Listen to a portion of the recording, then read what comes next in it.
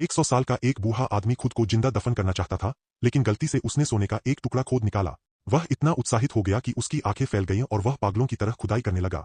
हैरानी की बात यह थी कि उसके सामने और भी ज्यादा सोना निकलता चला गया। उसने सपने में भी नहीं सोचा था कि मौत की ओर जाते हुए वह गलती से सोने का पहाड़ खोद निकालेगा। बूढ़े आदमी का मुंह खुशी से खुला रह गया। वह डर रहा था कि कहीं उसकी आवाज इस अचानक मिली खुशी को तोड़ न दे। इस सोने के साथ उसकी जिंदगी का दूसरा हिस्सा निश्चिंत होकर गुजर सकता था, लेकिन कौन जानता था कि यही सोना उसे एक अंतहीन गहरी खाई में भी खींच ले जाएगा। बूढ़ा आदमी सारा सोना लेकर शहर की ओर निकल पड़ा। वह एक नई जिंदगी शुरू करने के लिए तैयार था, लेकिन किस्मत की बेरहमी एक बार फिर सामने आ गई। हारे हुए सैनिकों के एक समूह ने उसका रास्ता रोक लिया। सोना देखते ही सैनिकों ने उसे लूटना शुरू कर दिया। हालांकि बूढ़ा आदमी बहुत गुस्से में था, लेकिन इतने सारे सैनिकों के सामने वह चुप रहने को मजबूर था। उसे हैरानी इस बात की हुई कि सैनिक इतने निर्दयी थे। उन्होंने न सिर्फ उसका सोना छीना, बल्कि उसके प्यारे पिल्ले को भी नहीं छोड़ा।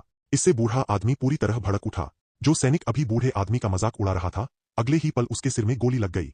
दूसरा सैनिक अभी कुछ समझ भी नहीं पाया था कि बूढ़े आदमी ने उसकी पीठ में छुरा घोंप दिया।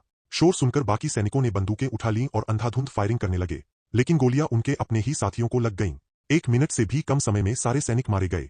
हालांकि उसने बहुत से सैनिकों को मार डाला था, लेकिन खतरा अभी टला नहीं था, क्योंकि दूर से टैंकों की तेज आवाज सुनाई देने लगी। वह भारी मन से वहां से भाग निकला। जिस दिशा में बूढ़ा आदमी भागा, उस ओर देखकर अफसर ने उसका पीछा नहीं किया, क्योंकि उसे पता था कि आगे उन्होंने बारूदी सुरंगों का मैदान बिछा रखा था।